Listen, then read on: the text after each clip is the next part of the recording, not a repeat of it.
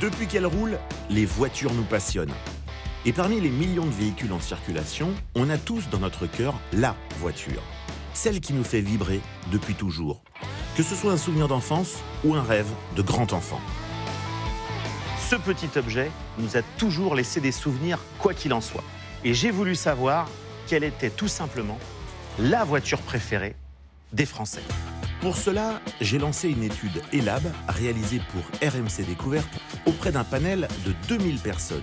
Une liste fermée de voitures emblématiques a été proposée et les Français ont voté. Résultat, un top 20 riche en légendes et en surprises. C'est un vrai jouet pour grandes personnes. Des voitures de toutes catégories, de la sportive à la citadine, et même des citadines sportives. C'est une référence. Aujourd'hui, on ne dit pas j'ai une Golf GTI, on dit j'ai une GTI. Et rien que pour ça, c'est légendaire. Des merveilles de technique et de design. La Jaguar Type E, à chaque fois qu'on en voit une, elle est à couper le souffle. Une automobile extrêmement simple, extrêmement fluide, on a l'impression qu'elle est sculptée par l'air. Des voitures historiques. C'est une voiture qui fait partie de l'histoire avec un grand H. Plus qu'un classement, un voyage dans le temps. On est dans une voiture de légende. Et dans le cœur des Français. La Clio symbolise la plus jolie fille de la classe. C'est une voiture qui reste dans la mémoire. Pour une liste de 20 voitures de légende, validées par les plus grands.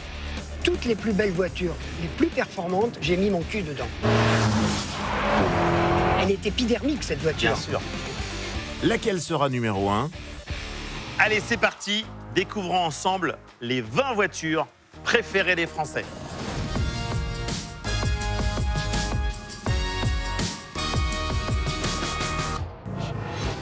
Et on commence ce top, bien évidemment par la fin, avec la voiture préférée des Français, numéro 20.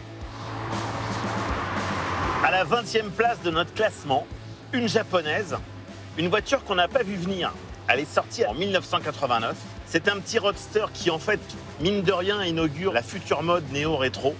C'est la Mazda MX-5, surnommée la Miata. Et cette voiture, elle est géniale. On peut même décapoter en roulant. C'est magique. C'est la voiture idéale pour rouler cheveux au vent. C'est le petit roadster parfait. 4 roues, 2 sièges, un volant et du style. Voilà la recette du succès de la Mazda MX-5 depuis 1989. Un poids contenu, une répartition des masses 50-50 et un prix abordable bien en dessous d'une Porsche Boxster ou d'une BMW Z3 au milieu des années 90. D'autant plus qu'elle n'a pas à rougir de la concurrence, tant elle est agréable à conduire grâce à son type de transmission. Et oui, bien que son moteur soit en position longitudinale centrale avant, la MX-5 est une propulsion. Une motricité via les roues arrière généralement réservée aux voitures de sport et aux supercars qui confère un comportement joueur et permet même des dérapages. Et cerise sur le capot, son design est en prime une franche réussite. Alors là où le bureau d'études de Mazda a été très fort, c'est de faire une voiture moderne, avec clairement un look néo-rétro. Et ensuite, la faire en propulsion, il fallait y penser. Et surtout une voiture légère, moins d'une tonne, à l'époque où déjà les constructeurs alourdissaient les voitures. Et quelle bonne bouille craquante cette voiture, avec ces fameux petits phares qui sortent. Franchement, c'est un vrai jouet pour grandes personnes.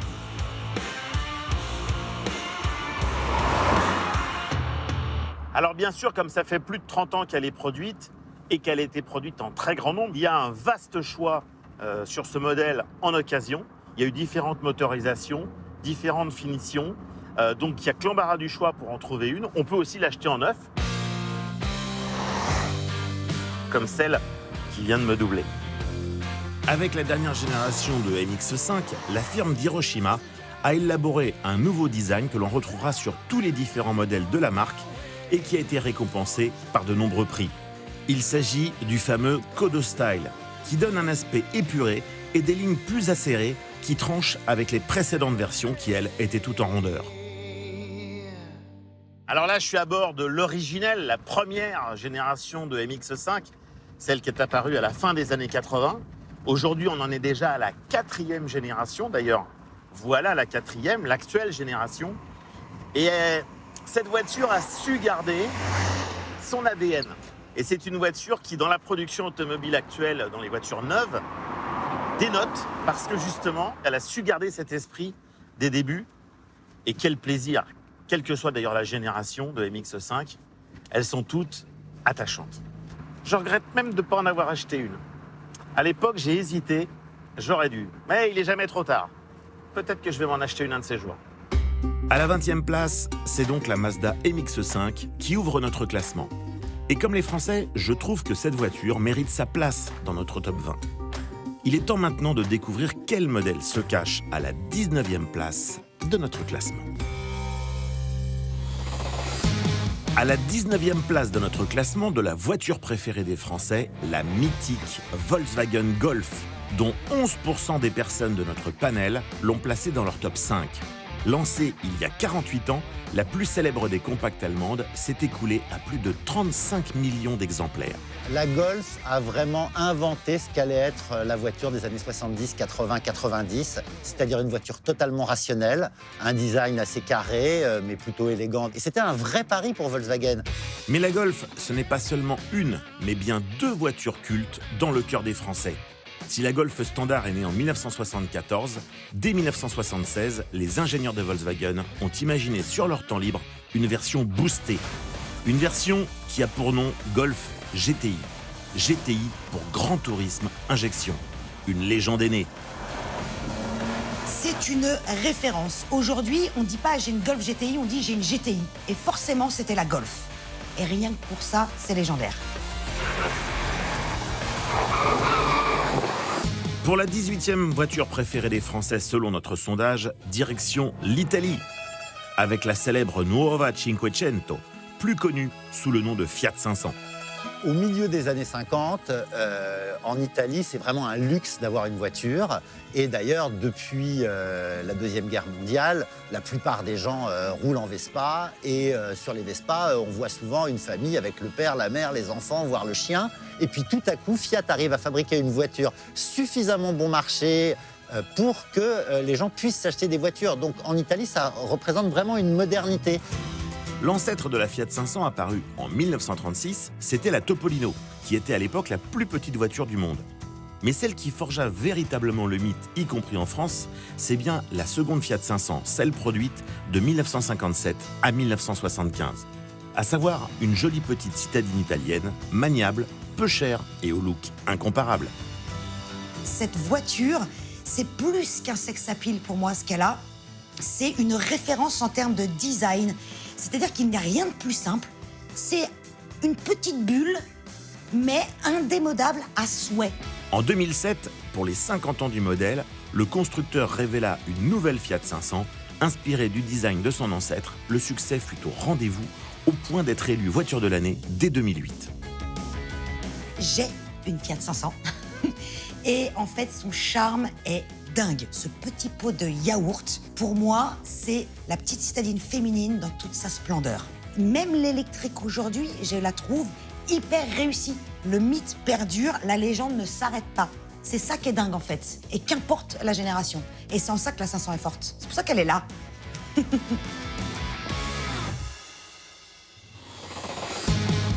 À la 17e place de notre classement de la voiture préférée des Français, la légendaire Renault 5, plus connue sous le nom de R5.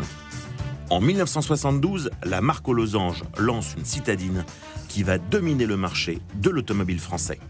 C'est vraiment la voiture post-68, c'est-à-dire que la société a envie de changement, de couleur, de rondeur, alors qu'à cette époque-là, les voitures sont très grises, très carrées, et Renault fait un pari et dit on va sortir une voiture, elle aura une bouille vachement sympa et elle sera orange. Et ça va être un succès, si ce n'est mondial, du moins européen. Avec 5 580 000 exemplaires produits, sa présence dans notre top est plus que logique pour cette véritable icône française. Mais c'était aussi une voiture qui était en phase avec son temps. C'était l'émancipation de la femme, c'était l'arrivée des hypermarchés, c'était le progrès de l'économie. Les gens se sentaient plus riches et ça veut dire que c'était la petite voiture citadine aussi pour les femmes. Et c'est la voiture qui a incarné tout ça. Et c'est ça aussi la raison pour laquelle elle est restée populaire pendant si longtemps. Une histoire qui n'est pas prête de s'arrêter, puisque Renault a présenté la nouvelle R5 et sa version turbo en tout électrique. L'importance d'R5, de le réintroduire dans la gamme de Renault, en fait, c'est de créer un lien avec le passé, parce qu'on a tous de bons souvenirs de Renault 5. Et en plus, avec la transition énergétique, la voiture serait 100% électrique. Alors, ça donne une modernité à cette voiture et qui sera vraiment une icône moderne pour le futur de Renault.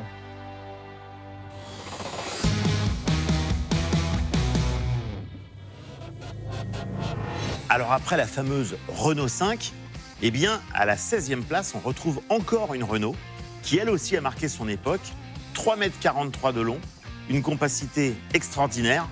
C'est tout simplement la Twingo. Et la Twingo, c'est une success story à travers 3 générations. Et les premières sont déjà des voitures de collection. 5 octobre 1992, Renault dévoile au Salon de l'Automobile la Twingo. Ultra compacte, elle ne ressemble à aucune autre voiture de l'époque. 3,40 m de long, 1,60 m de large et seulement 800 kg et 55 chevaux pour cette petite tête de grenouille dont le nom est en fait la contraction de twist, swing et tango. Un nom qui lui va comme un gant puisqu'à l'intérieur, c'est la valse de la modularité. Alors la Twingo, c'était aussi le concept de la banquette version couchette. Et même pour ceux qui, comme moi, font plus d'1,80 m, on pouvait carrément imaginer, en dépannage, dormir dans sa voiture.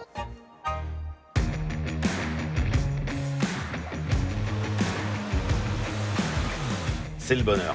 C'est le bonheur parce que c'est une voiture qui, mine de rien, a marqué son époque avec ce culot qu'a eu Renault de sortir cette voiture, qui sortait un peu de la morosité ambiante.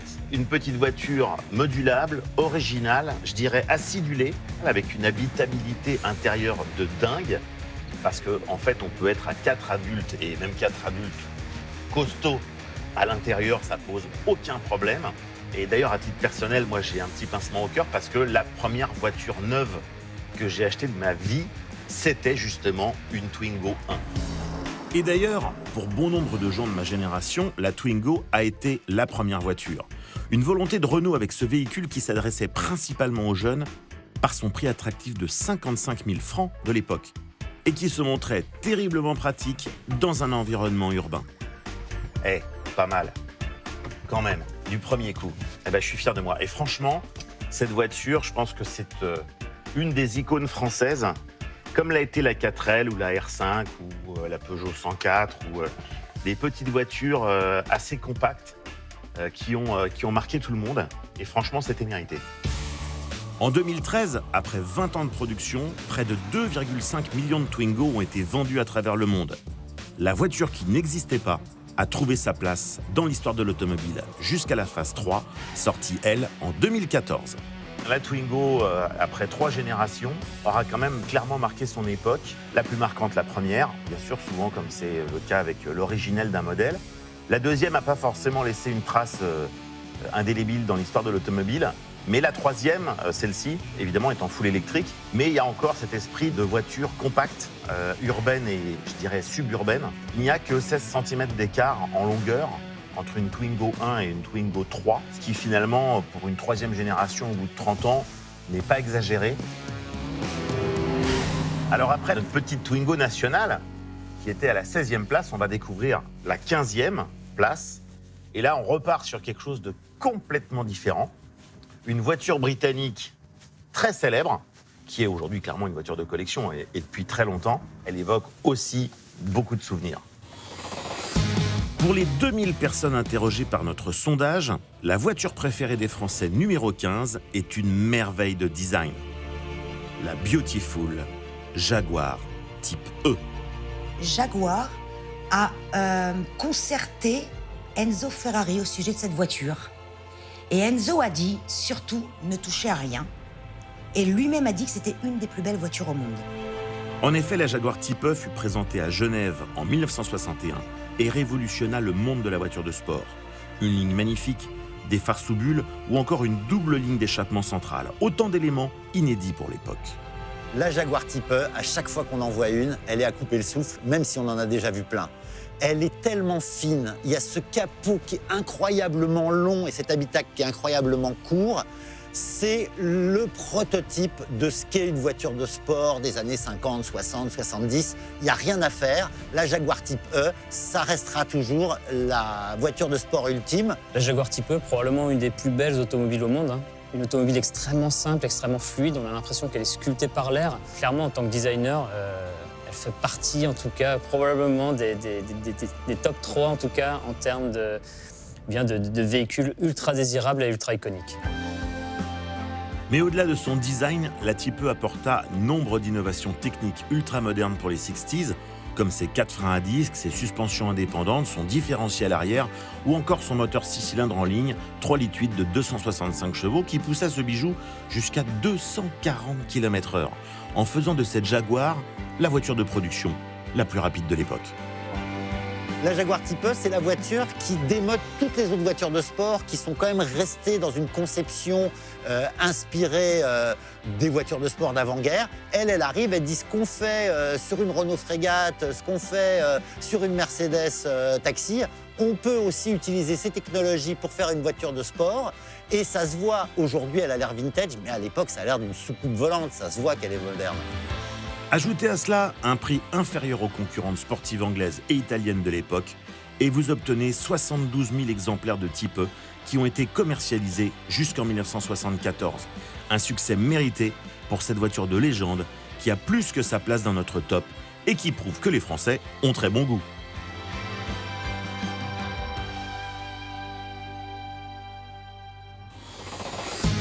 Quatorzième voiture préférée des Français, l'icône nationale Renault 4, surnommée 4L, qui compte parmi les modèles les plus importants du patrimoine automobile.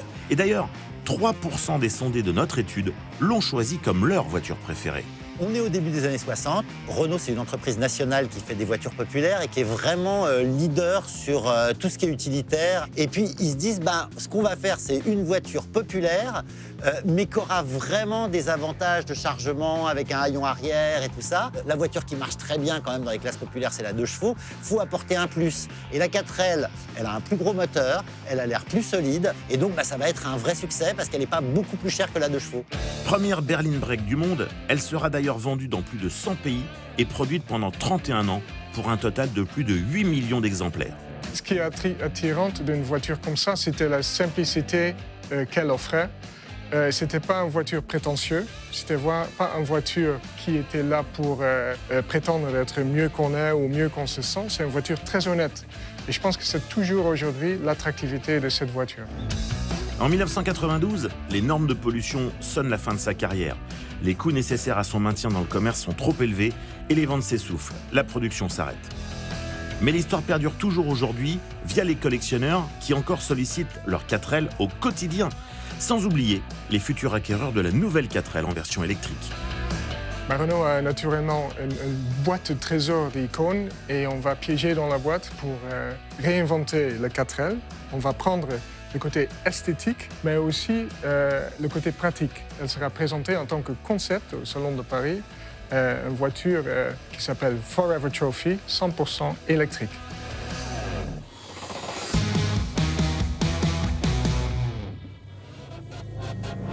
Alors après l'iconique Renault 4 qui avait la 14e place, la 13e place, elle est aussi occupée par une Française et une Française mythique. Elle a été présentée en 1955 au Salon de l'Auto de Paris et elle a fait vraiment du bruit dans le monde entier parce qu'elle était très innovante et techniquement et stylistiquement. Vous l'avez compris, bien sûr, c'est la Citroën DS. Imaginez qu'à sa sortie, le haut de gamme chez Renault s'appelle Frégate, que chez Peugeot, il s'appelle 403. Donc évidemment, la sortie de la DS qui va durer 20 ans en production, c'est vraiment un look de science-fiction. Dessiné par le designer et sculpteur italien Flaminio Bertoni lors de sa présentation au Salon de Paris en 1955, la DS avait clairement des allures de voiture du futur. Un très long capot, un profil en forme de goutte d'eau, des clignotants arrière dans le prolongement de la gouttière et un intérieur hors norme. Une sellerie, des sièges dignes d'un voyage en première classe, un volant monobranche ou encore une minuscule pédale de frein en forme de champignon. Bref, la DS ne faisait rien comme tout le monde et semblait provenir de la science-fiction. J'ose imaginer qu'en 1955, évidemment, quand elle est sortie, on est vraiment face à un ovni. Il n'y a aucune voiture de la production automobile mondiale qui est comparable à la DS. On est vraiment avec une voiture qui a une forme déjà très innovante, très surprenante, comme Citroën a su le faire plusieurs fois. Alors le moteur, finalement, est la chose la plus classique de la voiture, mais tout ce qui va autour est complètement novateur. À l'origine, le long capot de la DS était prévu pour accueillir un moteur 6 cylindres en ligne. Mais suite à des problèmes d'encombrement et de temps, Citroën a dû se rabattre sur le moteur 4 cylindres dérivé de la Citroën Traction, doté d'un vilebrequin à 3 paliers dans sa première version. Une motorisation archaïque, notamment sur la DS19 de première génération, qui fut vite occultée par de nombreuses innovations techniques à l'avant-garde de la production automobile. Alors évidemment, la DS, elle innove stylistiquement, mais pas que. C'est aussi au niveau technique qu'elle est complètement révolutionnaire, parce que le système hydraulique de la DS gère tout. L'embrayage, le freinage, la direction assistée et bien évidemment la fameuse suspension Citroën, unique en 1955 lors de sa sortie. Tout ici sert à l'hydraulique de la voiture. Et vous allez voir une soucoupe volante. Hop! C'est juste magique. Alors le principe de la suspension hydraulique, il est double. Il permet d'aspirer justement toutes les imperfections de la route. On peut passer sur un dos d'âne, on ne sent pratiquement rien. Et l'autre intérêt, c'est que quand on se retrouve dans vraiment des endroits compliqués comme des chemins de terre, presque du tout-terrain entre guillemets, on peut mettre la voiture en position très haute et là, on passe partout.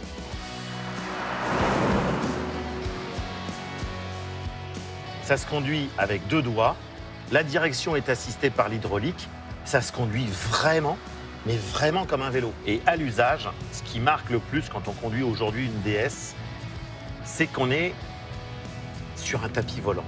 Et ce qui est formidable sur cette voiture, c'est que c'est un confort inégalé. Aujourd'hui, rouler en DS, ça reste une expérience hors du commun, hors du temps. Et moi, j'avoue que je suis amoureux de cette voiture. Et je n'ai pas été le seul en France à tomber sous le charme de la DS. Loin de là, puisqu'en 20 ans de production, sur les 1 450 000 exemplaires fabriqués, 1 330 000 ont trouvé preneur sur notre territoire. Et je suis très heureux qu'elle soit dans ce palmarès des 20 voitures préférées des Français, parce que ça fait quand même depuis 1975 qu'elle n'est plus produite. Ça prouve que cette voiture-là a vraiment une histoire à part dans le cœur des Français. Ça a été la voiture emblématique du général de Gaulle, du président Pompidou. Je pense que cette voiture-là, c'est une voiture qui fait partie de l'histoire avec un grand H. Et maintenant, on continue avec un grand C, notre top 20 de la voiture préférée des Français, avec, à la 12e place, la Renault Clio. Depuis 1990, année de lancement de la toute première génération de la Clio, le succès ne s'est jamais démenti. D'où sa présence à la 12e place de notre sondage. Une saga de 22 ans et de plus de 11 millions d'exemplaires. La recette de la réussite, son confort, sa polyvalence, sa sécurité, sa qualité de fabrication, mais aussi son niveau d'équipement. Son design séduit et les récompenses ne se font pas attendre. À commencer par le titre très convoité de voiture de l'année en 1991. Pour moi, la Clio symbolise un peu la plus jolie fille de la classe, avec laquelle tout le monde tombe amoureux. C'est une voiture qui doit tout faire, qui doit être beau à l'intérieur, beau à l'extérieur. C'est une voiture qui doit séduire, mais aussi être pratique. C'est une voiture dans laquelle tu as ton premier voyage, tu as la première expérience. Et c'est une voiture qui reste dans la mémoire. Voiture populaire par excellence, et ce dans tous les sens du terme, la Renault Clio a su se renouveler et se réinventer à travers les décennies. Forte de nombreuses séries spéciales et autres déclinaisons plus ou moins sportives, la citadine a marqué des générations d'automobilistes français et a parfaitement sa place dans notre classement. La 11e voiture préférée des Français, mais aussi la 5e préférée des Françaises, selon notre sondage, est une petite voiture à la grande histoire. La légendaire Austin Mini. Tout comme la Fiat 500 ou la Coccinelle, l'idée de départ de l'Austin Mini est de concevoir une petite voiture citadine, facile à manier et financièrement abordable. Lorsqu'elle sort, elle surprend par son innovation technologique qui permet à la fois de lui donner de bonnes performances, mais aussi de laisser beaucoup de place aux passagers. La Mini, elle est incroyablement bien dessinée. C'est vraiment le classique anglais. En 3,15 m, on arrive à te faire tenir 4 personnes dans une voiture qui est vraiment petite et qui, en même temps, reprend tous les codes des Jaguar, MG, les phares ronds, les arrondis, les petits pare-chocs. Vraiment, cette voiture, à la fois, c'est une voiture populaire, pas chère et qui t'évoque tout l'univers de la voiture de sport anglaise des années 50-60. Primitivement commercialisée sous les marques Morris et Austin, la Mini va devenir carrément une marque à part entière. Et dès 1961 sort la fameuse version Cooper. Véritable icône, la Mini n'a jamais complètement disparu de la circulation, même si sa production dans les années 80 et 90 était très limitée et dédiée principalement aux fans. Elle renoue à nouveau avec le succès en 2001 avec sa nouvelle génération. Il s'inspire des voitures de sport comme la Mini Cooper, en mettant le contour au milieu, en faisant un intérieur très sportif. En plus, c'est BMW qui a racheté Mini, ce qui fait que c'est un vrai tape-cul comme les Mini originelles. Bref, ils arrivent à retrouver l'esprit de la Mini dans une voiture vraiment de tous les jours.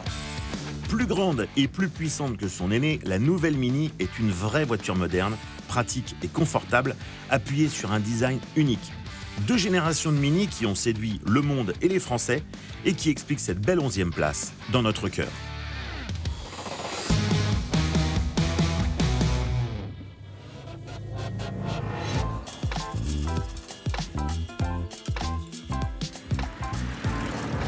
Alors après la 11e place occupée par la Mini, qui évidemment est le mythe de la voiture populaire britannique, le mythe de la voiture populaire allemande, bien sûr, c'est la coccinelle. Alors cette voiture, évidemment, elle a plu à tout le monde et c'est vraiment une des premières voitures qu'on pourrait qualifier de voiture mondiale parce qu'elle a été produite à peu près partout dans le monde, elle a été vendue à peu près partout dans le monde et aujourd'hui, elle est collectionnée à peu près partout dans le monde. Affectueusement, on l'appelle coccinelle. Officiellement, il s'agit de la Volkswagen Type 1, la fameuse voiture du peuple allemande dont le prototypage a démarré sous le régime nazi d'Adolf Hitler, mais dont la production industrielle ne va véritablement commencer qu'en 1948. La suite de l'histoire, vous la connaissez. Avec 21 millions d'exemplaires produits, vous avez forcément croisé sur la route le modèle de voiture le plus produit au monde. Une histoire qui, malgré la fin de sa production en 2003, n'est pas prête de s'arrêter.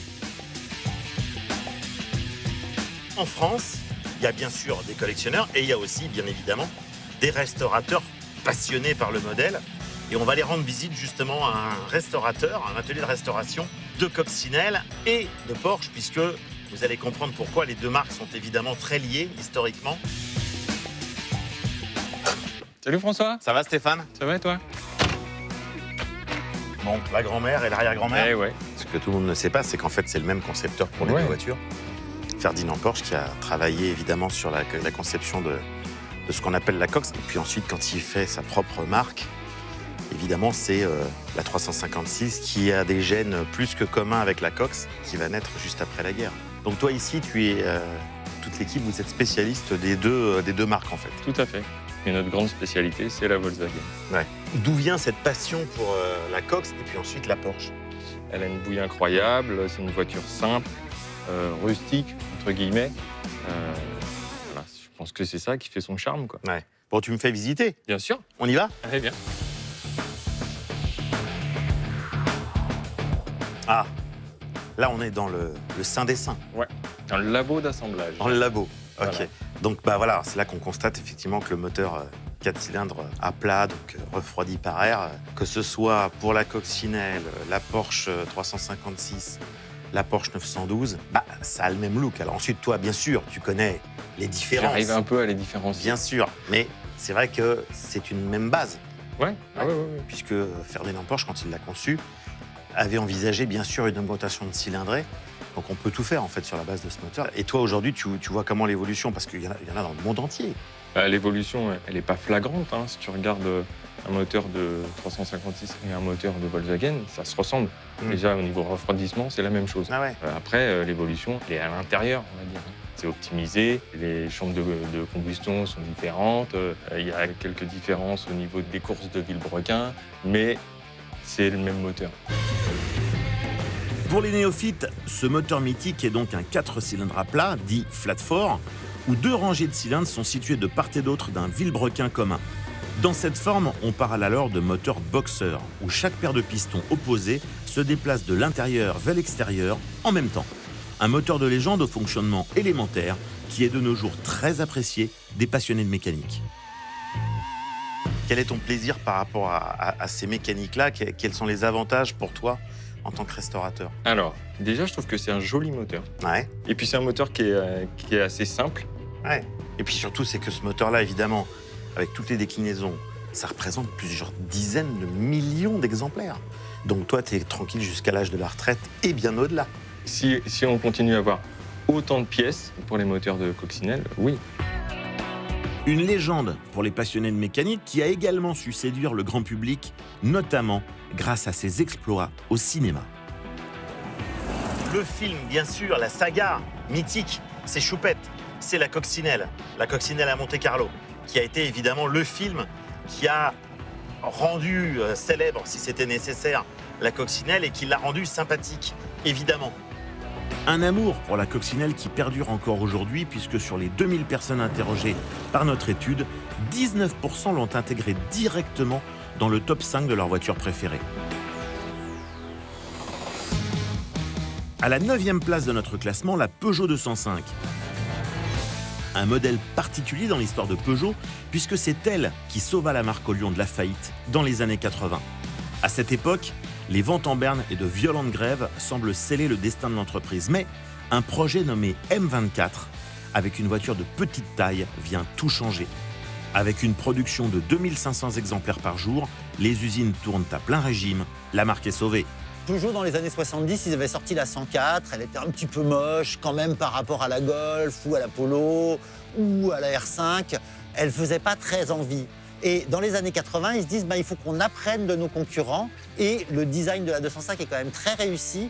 Ils ont réussi à ce qu'elle soit à la fois sympathique et rassurante. La 205, c'est une automobile qui est extrêmement identifiable pour le plus grand nombre par son esthétique assez simple, qui a une certaine douceur, une certaine félinité aussi à travers une 205. Et puis un geste graphique, je pense aux bandes noires par exemple tout autour, ces grilles horizontales sur la calandre mais aussi sur la partie arrière, qui en font des symboles graphiques extrêmement forts et qui aujourd'hui perdurent. C'est vrai qu'on parle beaucoup de 205 parce que ça devient une écriture extrêmement symbolique, une sorte d'icône en tout cas. Une grande partie du succès de cette voiture est due à la légendaire Turbo 16 qui remporta le championnat du monde des rallyes en 1985 et 1986 et qui poussera le succès de la version GTI, rivale de la célèbre Golf GTI. C'est vrai que je croise aujourd'hui beaucoup de monde qui disent 205 GTI, ça reste ancré en tout cas dans l'imaginaire à la fois de la performance, mais aussi le fait de pouvoir faire un objet qui reste populaire au sens noble du terme. Toute la dimension sportive qui a été travaillée autour de 205 a permis en effet de cultiver le mythe que l'on a aujourd'hui. En 8e position dans le cœur des Français, une légende du tout-terrain. Je parle bien sûr de la Jeep.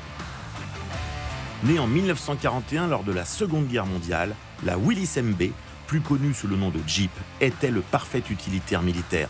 Tellement parfait qu'il fut commercialisé au grand public dès la fin de la guerre. Tout un symbole. D'abord, techniquement, c'est la première voiture à 4 roues motrices fabriquée industriellement.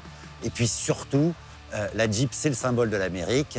C'est le symbole de la libération de l'Europe et de la libéralisation des mœurs en Europe, alors qu'à la base, c'est une voiture militaire. Je sais, c'est un peu paradoxal. Depuis la Willys d'origine, la gamme de Jeep s'est évidemment étoffée avec notamment l'iconique Wrangler, un 4x4 que l'on peut retrouver dans le désert du Sahara, tout comme sur les Champs-Élysées à Paris. Et d'ailleurs, pour les personnes de notre sondage résidant en agglomération parisienne, la Jeep s'est retrouvée à la 5e place du classement. Et oui, depuis la guerre, les mœurs ont changé et le Crapahuter est désormais un symbole de luxe et de confort. La Jeep Wrangler d'aujourd'hui, Elle est plus aussi robuste et simple que la Jeep des années 40 ou 50, mais elle a gardé cet esprit, elle a gardé cette tête. Quand on la voit, eh ben, c'est toute l'histoire du tout-terrain à travers une voiture. Ce qui est fou aujourd'hui, c'est qu'ils ont réussi à garder le même design, cette calandre, ces feux. Aujourd'hui, on a toujours la même voiture. Et finalement, ça ne m'étonne pas qu'elle soit dans ce classement parce que ça reste aussi dans la mémoire collective automobile. Un baroudeur polyvalent, toujours dans l'air du temps, qui abandonne progressivement la motorisation 100% thermique pour se tourner vers l'hybride et l'électrique. À la 7e place de notre classement, où 30% des sondés résidant en milieu rural ont voté pour lui, un symbole de voyage, de liberté et de peace and love. Le combi Volkswagen que l'on doit quelque part à la coccinelle.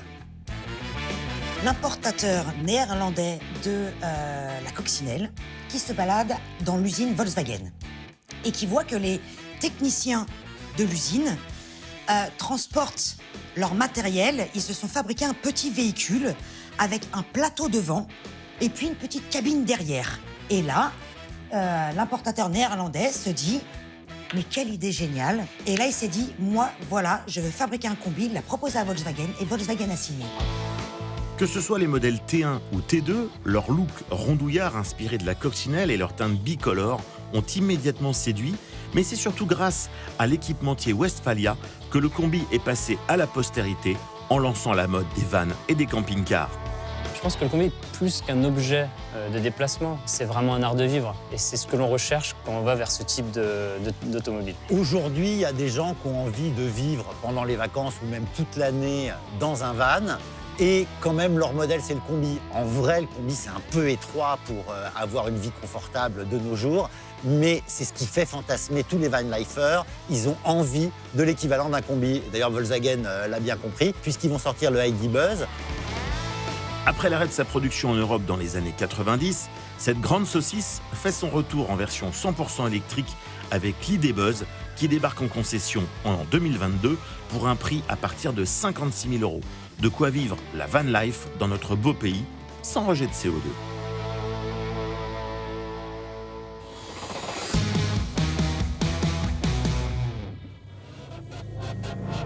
Alors certaines voitures sont rentrées dans ce que j'appellerais la catégorie des monuments historiques.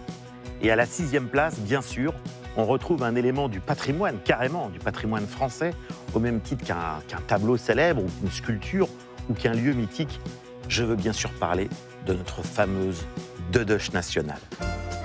À la 6e place, mais également à la première, pour les sondés âgés de plus de 65 ans et plus, la mythique 2 chevaux. Alors quel plaisir, mais quel plaisir de rouler dans une Dedoche. Ça fait plus de 30 ans que la production a été arrêtée et pourtant, cette voiture qui a la 6e place dans notre classement, eh ben moi je comprends parfaitement pourquoi. C'est vraiment le symbole de la voiture française populaire. Elle est partout. Elle a servi au cinéma, à la télévision et bien évidemment, en vrai, dans toutes les familles. Présentée pour la première fois en 1948, la création de notre bonne vieille Dedoche remonte en fait à 1935, où le vice-président puis président de Citroën de l'époque, Pierre-Jules Boulanger, avait dans la tête une idée de voiture très précise. Il voulait concevoir un véhicule de 4 places, étanche, mécaniquement fiable, à l'entretien facile, au prix de vente raisonnable. Et on dirait bien qu'il a réussi son pari avec une voiture conçue pour tous les Français. Et la 2 chevaux, c'est absolument le symbole de la voiture de Monsieur Tout-le-Monde, qui pouvait aussi bien intéresser le médecin de campagne que madame qui voulait une 2e voiture, les familles qui évidemment commençaient l'automobile avec cette voiture, parce qu'il ne faut pas oublier que l'automobile a toujours été un luxe au début, et que la démocratisation de l'automobile passe par des voitures comme la 2 chevaux. L'idée, c'était de faire une voiture qui puisse aussi bien servir en ville qu'à la campagne. Et à la campagne, il ne faut pas oublier qu'à cette époque-là, il y a beaucoup de routes qui n'existaient pas. On était encore avec des chemins un petit peu chaotiques. Le but, c'était qu'on puisse transporter un panier d'œufs sans les casser. On va le vérifier. C'est le moment de vérité. Est-ce que ça passe ou pas? Oh là, oh la vache, c'est pas gagné. Voilà. Alors là, tout de suite, On entend les vibrations. Évidemment, on est sur un chemin entre les suspensions et la sellerie qui, elle aussi, est très bien suspendue. On peut à peu près tout faire. Voilà, ça y est. Je m'en suis sorti. Et les œufs n'ont pas bougé. Une performance que la Dodoche doit à ses suspensions. Un dispositif ingénieux composé de 4 bras de roue qui bougent indépendamment les uns des autres et qui sont reliés à tout un système de cylindres et de ressorts. Ainsi, quand une roue se soulève, son ressort reçoit une contre-poussée du ressort opposé qui cherche à le plaquer au sol et qui donne à la 2 chevaux cette tenue de route si particulière. Alors, ce qui est drôle avec la Dodoche, c'est cette espèce de balancement qu'elle a quand on conduit, qui évidemment est très décalé par rapport à une voiture d'aujourd'hui. Aujourd'hui, les voitures sont quand même relativement raides dans leur comportement, dans leur suspension, et c'est ça qui fait évidemment son succès aujourd'hui.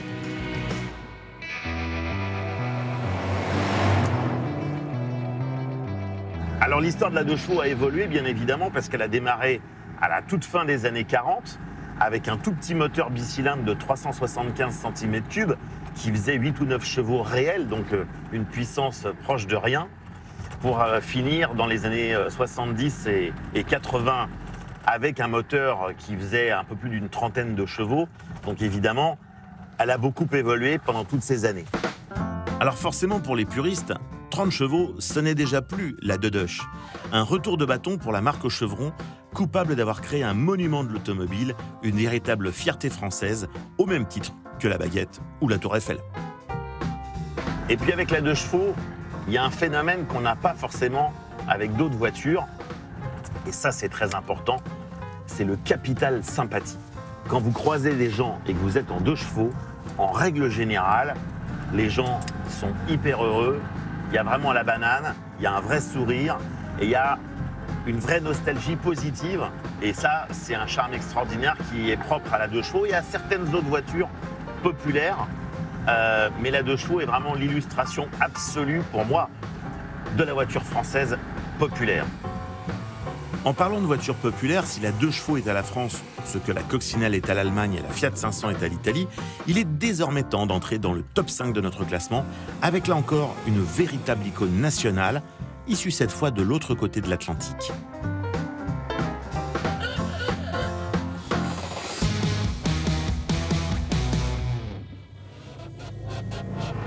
Alors après notre irremplaçable 2 chevaux, on rentre à la 5e place avec un seul cheval. Mais quel cheval? Le Ford Mustang.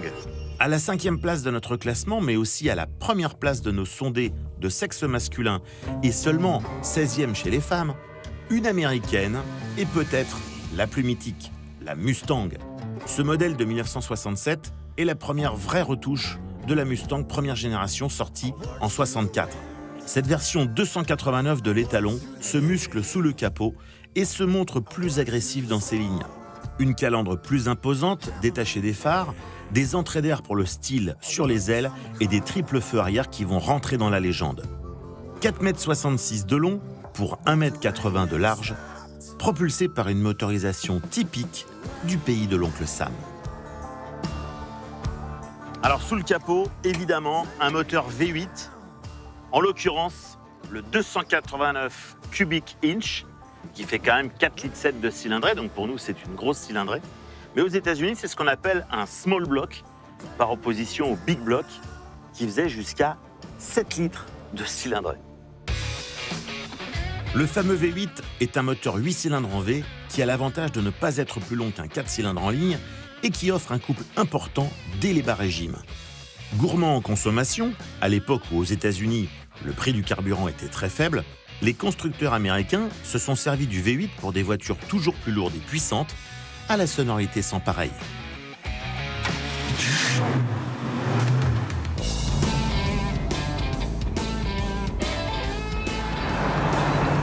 Alors, là aujourd'hui, conduire une Ford Mustang des années 60, évidemment, c'est un retour dans le passé, dans l'Amérique triomphante des 60s. Et franchement, on est un petit peu aux antipodes d'une voiture d'aujourd'hui, parce que, contrairement à une voiture d'aujourd'hui qui est souvent assez ferme, assez précise, là, il y a un petit côté flottant qui donne le charme de cette voiture. Ça rappelle presque la DS Citroën, avec cette espèce de suspension qui donne une impression d'être dans un navire. Alors c'est pas forcément très précis, mais c'est très confortable. La sonorité du moteur, évidemment, est très sympa parce que les Américains étaient toujours passionnés par des gros moteurs. Alors sur la Mustang, il y avait un choix assez vaste de motorisation, et en cylindrée, et en puissance, et en nombre de cylindres aussi, il faut le dire. C'est une voiture à la carte, la Mustang, et c'est ça aussi qui a plu à la jeunesse américaine, parce que Ford a fait un gros effort pour vendre cette voiture à un prix ultra raisonnable, et on a du mal à s'imaginer qu'en fait, à l'époque, c'était une voiture vraiment pas très chère. Pour séduire la jeunesse américaine, Ford invente le concept du pony car. Éloignée des grosses berlines ennuyeuses aux allures de paquebot, la Mustang se distinguait par une taille réduite, en tout cas pour le marché américain, et une ligne élancée, déclinée en plusieurs versions. La Mustang, elle était disponible à cette époque-là en 3 carrosseries, le coupé, le fastback et bien sûr le cabriolet. Des déclinaisons aujourd'hui iconiques que l'on retrouve encore sur les modèles actuels. La Mustang, évidemment, existe toujours aujourd'hui. C'est une véritable saga. Elle a participé à l'image qu'on a, nous, Européens des États-Unis, et de toute cette époque des 30 Glorieuses, The American Way of Life, et puis toute la pop culture qui va avec. Le cinéma, bien entendu, a fait partie intégrante de la médiatisation de cette voiture. Et c'est bien cette imagerie populaire qui fait que la Mustang est la voiture numéro 5 préférée des Français. Un monument de l'histoire automobile dont l'aura nous fait rêver depuis presque 60 ans. Et quel bonheur de rouler dans une voiture décapotée comme ça, par un temps pareil. Pour le cruising, c'est vraiment ça.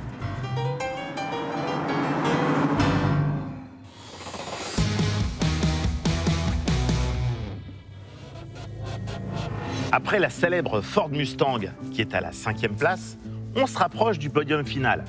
Et à la 4e place, une voiture française, qui est sans doute la voiture de sport française la plus connue au monde. Elle a tout gagné, elle a tout remporté. Si je vous dis évidemment berlinette, vous avez compris. Il s'agit bien sûr de l'Alpine A110. Provenant de l'italien berlinetta, popularisé notamment par Enzo Ferrari dans les années 50, le terme berlinette désigne une petite voiture de sport coupée, 2 places. Et parmi les berlinettes, il y a la berlinette, avec l'Alpine A110, l'une des sportives françaises les plus mythiques, où 35% de nos sondés l'ont classée dans leur top 5. On est dans une voiture de légende, parce que cette voiture-là, c'est vraiment la première voiture française qui a gagné le championnat du monde en 1973, et elle est restée extrêmement célèbre, extrêmement symbolique. Alors Alpine, c'est évidemment une histoire intéressante qui naît dans les années 50. La base de la toute première Alpine, c'est une Renault 4 chevaux. Et ce qui est extraordinaire, c'est qu'évidemment, à l'époque, elle avait été faite avec des pièces de 4 chevaux, de Dauphine, ensuite de Renault 8. Là, on a un moteur, le 1600, qui est un moteur qui est issu de la Renault 16. Ce qui a évidemment un avantage énorme, c'est que ce sont des pièces qui sont faciles à trouver. Ce sont des pièces qui sont éprouvées. Et puis, ce sont des pièces qui, généralement, ne sont pas forcément à des prix extravagants. C'est ça aussi qui permettait de faire des voitures de sport avec des tarifs relativement compétitifs par rapport à d'autres marques qu'on l'on connaît, notamment en Allemagne ou en Italie surtout. Équipée du moteur de la Renault 16 TS de 138 chevaux, l'Alpine A110 1600S offrait des performances incroyables. Son poids réduit et son architecture moteur en porte-à-faux arrière généraient une maniabilité et une tenue de route légendaires. Et en parlant de légende, cet exemplaire-là, qui a gagné le rallye de l'Acropole en 1971, donc non seulement je suis dans une voiture extraordinaire, mais l'exemplaire que je conduis est un exemplaire titré, connu, reconnu, et évidemment c'est le Graal. Et quel bonheur de conduire une légende française comme celle-ci. Et franchement, je suis très heureux qu'elle soit déjà à la 4e place de notre sondage, parce que c'est une auto qui compte dans l'histoire de France. Moi, j'ai pas peur des mots, dans l'histoire de France automobile. Alors évidemment, pour parler d'Alpine, quoi de mieux que d'inviter une des légendes de l'histoire d'Alpine? À voiture de légende, pilote de légende. Alors Bernard, on ne te présente plus évidemment. Oh si, quand même. Multi-champion, notamment en Alpine, mais pas que. Cet exemplaire-là a gagné le rallye de l'Acropole en 71. C'est à peu près l'époque où toi t'es entré chez Alpine. Ouais. Raconte-nous quelle était l'ambiance dans l'écurie Alpine à cette époque-là. L'ambiance, je vais la résumer en une petite histoire, une anecdote. J'y suis rentré en étant un pilote d'asphalte et mes deux coéquipiers, Jean-Luc Terrier et Jean-Pierre Nicolas, et surtout Jean-Pierre Nicolas, me disent, écoute, t'as pas sur l'asphalte, on n'a rien à t'apprendre, au contraire, tu nous fais chier. mais sur la terre, pour les points championnat On du peut monde, t'aider. on a besoin de toi. Ouais. Je vais t'expliquer comment faire. Il a fallu attendre l'année 60, fin 72-73 pour que les cours du soir de Jean-Pierre Nicolas me permettent d'être à leur niveau sur la glisse et la terre. Et l'aboutissement, c'est qu'en 1973, Alpine est champion du monde. La première fois qu'une marque française est championne du monde. C'est pas rien. Donc cette voiture-là, dans la tête de tout le monde, je pense que ça symbolise la voiture de sport française. Et c'est une voiture qui aujourd'hui renaît sous un aspect néo-rétro qui est objectivement très réussi. Magnifique. Et donc c'est un vrai hommage à cette voiture mythique. Oui. que- Quand Carlos Tavares a pris la décision de relancer la marque, il m'a demandé d'intégrer l'advisory board chez Renault. J'avais dit à Carlos, moi, je vois l'Alpine, pour moi, c'est quelque chose d'évident. Elle doit coûter 50 000 € et elle doit faire 1000 kilos. C'est un tour de force qu'ils ont fait, hein, parce qu'ils l'ont sorti à 56 000 € et 1080 kilos. Ouais. Et chapeau, hein. Donc c'était resté dans le cahier des charges. Et là, on a une Alpine. Et on reste dans l'esprit d'une Alpine Le moderne. même esprit. Voilà, c'est le même esprit. Moi, ce qui me ferait très plaisir, Bernard, c'est que tu m'emmènes faire un tour dans ta voiture, ton Alpine d'aujourd'hui. Eh ben, on va y aller. On y va? C'est assez simple, hein. J'imagine. Alors que plus aucune Alpine n'avait été produite depuis 1995, la 110 fit son retour en 2017 dans une nouvelle version. Une version contemporaine assemblée à Dieppe comme son ancêtre et qui conserve son ADN. À savoir une sportive qui intègre des pièces de la grande série de chez Renault, un poids aux alentours de la tonne et un comportement qui ne demande qu'à attaquer sur route sinueuse. Alors Bernard, cette Alpine actuelle, qu'est-ce que tu en penses, toi? Que du plaisir. Je ne veux pas dire que je suis blasé, mais quand on a fait ce métier et quand on a eu la chance de conduire toutes les voitures les plus mythiques Ouais. en course, la Stratos, la M1, Ouais. l'Audi Quattro, l'Alpine, etc. Oui, c'est vrai que toi, tu fais partie des pilotes qui ont quand même eu la chance de faire une palette assez extraordinaire. Toutes les plus belles voitures, les plus performantes, j'ai mis mon cul dedans. Et on a gagné des courses avec. Mais cette voiture, je me surprends à la prendre le matin pour aller boire le café, Ouais. pour m'en servir, mais par plaisir égoïste, parce que elle est épidermique, cette voiture. Bien sûr. Vraiment épidermique. En fait, tout le monde y retrouve son compte. On peut se promener, Ouais. on peut attaquer un petit peu, Ouais. on peut se faire plaisir, on peut attaquer très fort sur des routes où il n'y a personne ou sur un circuit. En fait, elle est polyvalente totalement, Voilà. cette voiture. C'est ça la force de cette voiture Ah ouais. aujourd'hui. Mais c'est les éléments qui en font partie. Une seconde de plaisir pour un individu, c'est important, surtout ça en de ce moment. prix. Oui. Surtout en ce moment, c'est toujours ça de prix. Et cette voiture, elle transmet du plaisir, elle transmet quelque chose de positif. C'est pas rien. Donc réussite totale. Ah oui, moi je dis que c'est une réussite totale.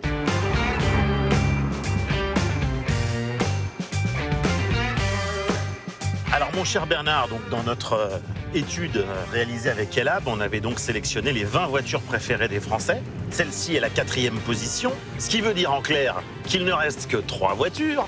Eh bien mon cher Bernard, on va donc découvrir maintenant le trio de tête. Et je dois avouer qu'une partie de ce trio est inattendue.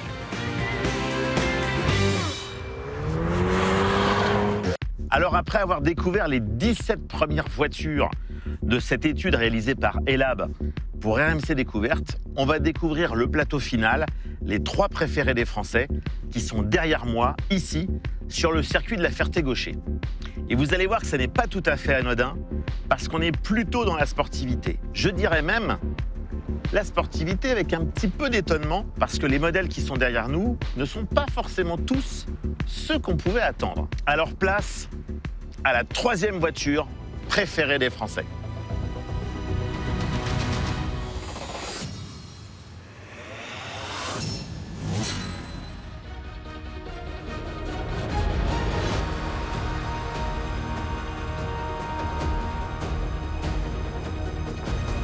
Alors à la 3e place du podium, qui l'eût cru?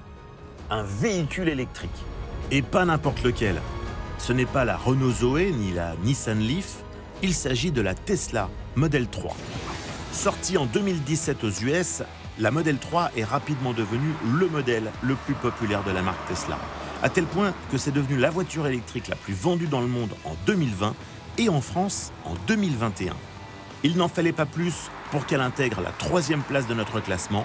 Et pour info, à part dans les milieux ruraux, tous nos sondés de petites, moyennes et grandes agglomérations l'ont intégrée dans le top 3 de leur voiture préférée.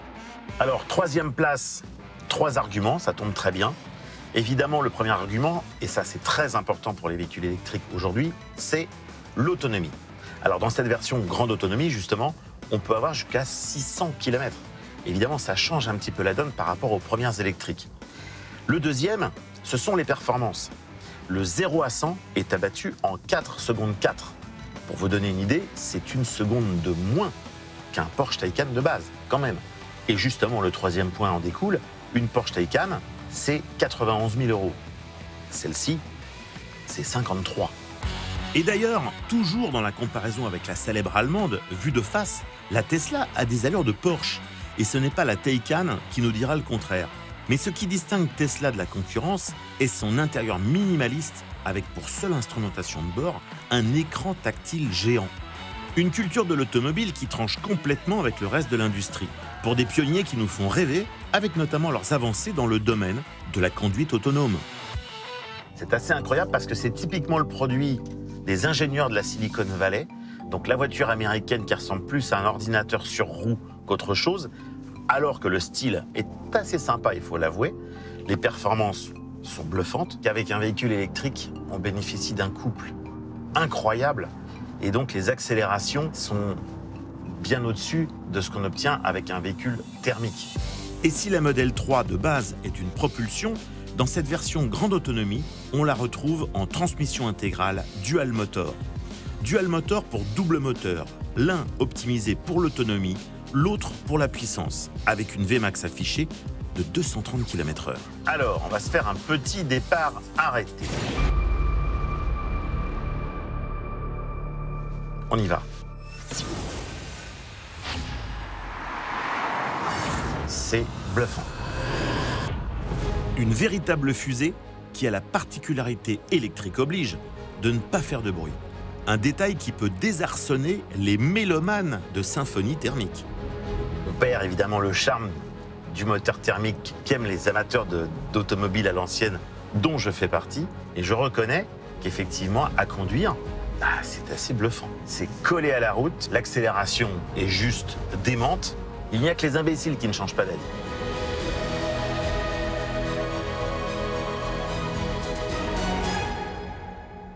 Alors, après la 3e place occupée par la Tesla Model 3, la seconde voiture préférée des Français, c'est évidemment l'inusable, l'irremplaçable Porsche 911.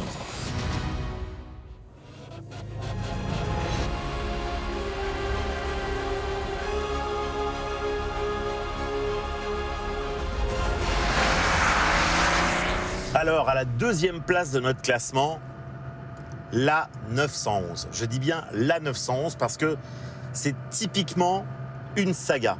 La saga, elle a commencé très tôt. Elle a commencé au Salon de Francfort en 1963. Les premiers exemplaires ont été livrés fin 1964. Et depuis, la 911, c'est la success story de la voiture de sport allemande, à l'évidence.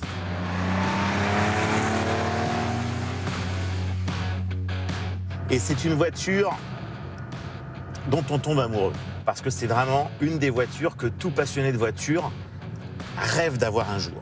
Alors évidemment, difficile de choisir quel 911 va illustrer la saga 911, puisque les premiers exemplaires sont sortis fin 1964 et que c'est une saga, bien évidemment, qui dure jusqu'à aujourd'hui inclus. Et pour ce classement de la voiture préférée des Français, nous avons choisi de rouler à bord de la 911 3,2 litres. Parce que c'est une Type G, soit la 2e génération de 911, celle qui a eu la plus longue carrière entre 1974 et 1989. Mais parce que c'est aussi un modèle mythique entre tradition et modernité. Et auprès des amateurs, c'est vrai que la 3 litres 2, on dit souvent que c'est la 911 sans histoire. C'est-à-dire qu'elle a tous les avantages sans les inconvénients. C'est une voiture fiable, c'est une voiture endurante. On voit souvent des 3 litres 2 qui ont des kilométrages souvent assez surprenants. Et son moteur refroidi par air, franchement, il assure. Le moteur de la 3 litres 2 est un flat 6 qui développe 231 chevaux grâce à sa cylindrée supérieure à la génération précédente et sa nouvelle injection Bosch Motronix. Résultat, 245 km/h de Vmax et un 0 à 100 abattu en 6 secondes 1. Côté modernité, elle peut compter sur une nouvelle boîte de vitesse G50, plus moderne et maniable, reconnaissable à sa marche arrière en haut et à gauche. Côté tradition, une ligne intemporelle. Alors, ce qui est très important dans l'histoire de la 911, c'est son dessin. Parce que le dessin de la 911, donc, qui sort en 1963 auprès du grand public, eh bien, quand vous regardez une 911 d'aujourd'hui, on est quand même 6 décennies plus tard, le dessin a été conservé. Et la 911, c'est vraiment, dans l'histoire de l'automobile, une des illustrations les plus parfaites qu'un dessin bien né peut durer presque éternellement.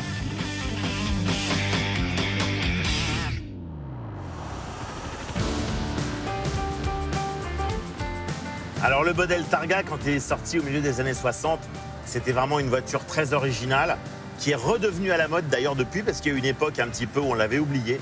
Et donc la Targa est à nouveau un modèle à la mode sur la 911. Et cette première génération, quelle beauté, franchement quelle beauté.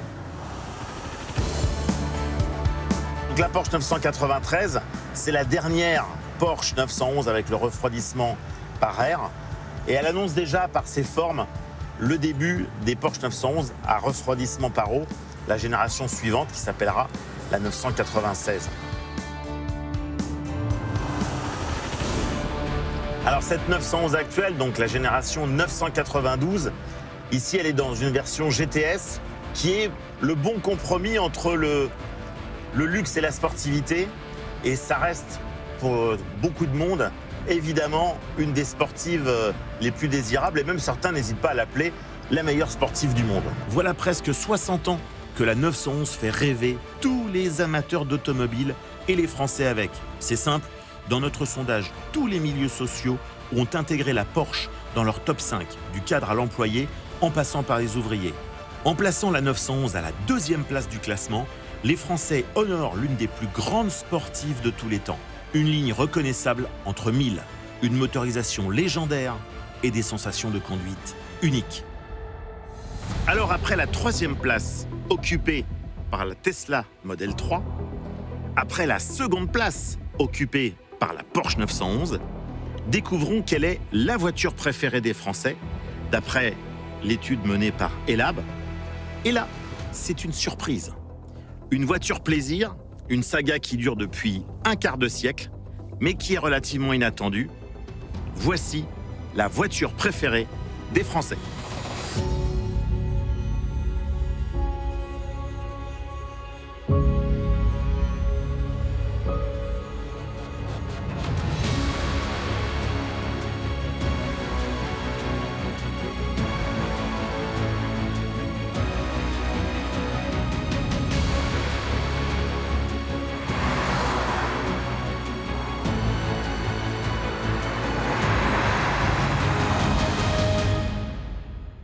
Alors la voilà, la première place de notre podium, c'est celle-ci, c'est l'Audi TT. A priori, ça peut paraître surprenant que l'Audi TT soit la voiture préférée des Français, mais ça s'explique, je pense, par plusieurs caractéristiques. D'abord, c'est une voiture plaisir.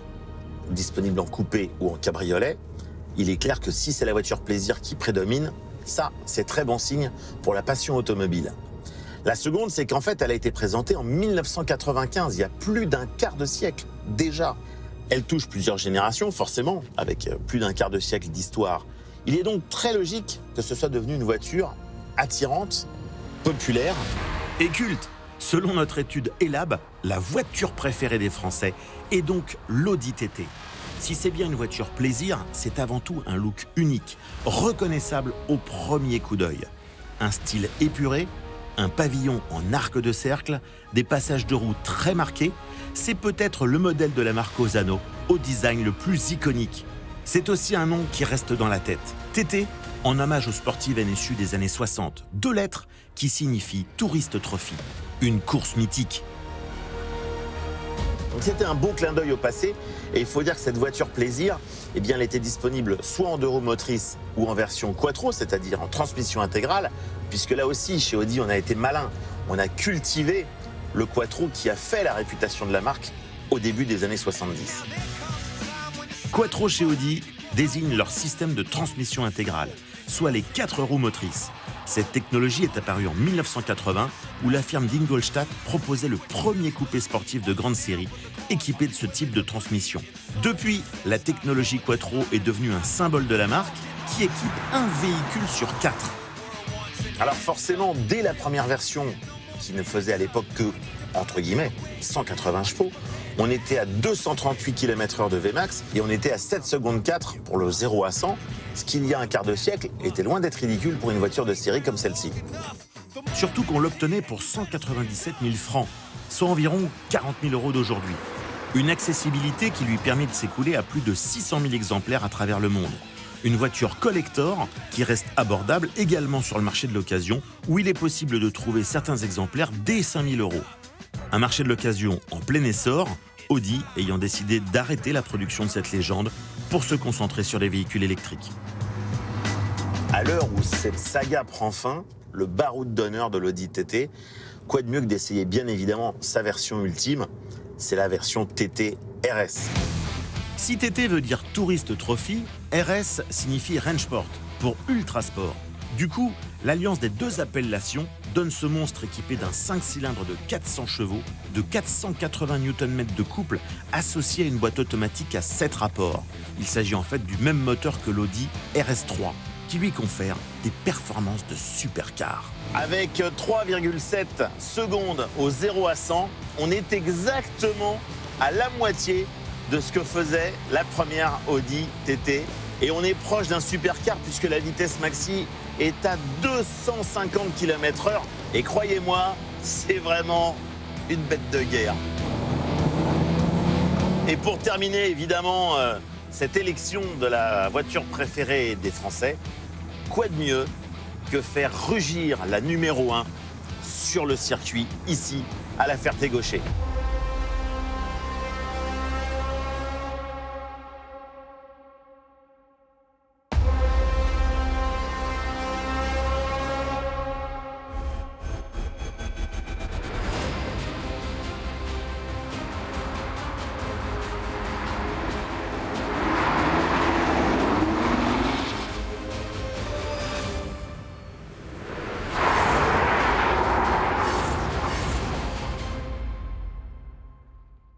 Alors c'est l'Audi TT qui arrive première de notre classement des 20 voitures préférées des Français, selon le sondage Elab que nous avons réalisé.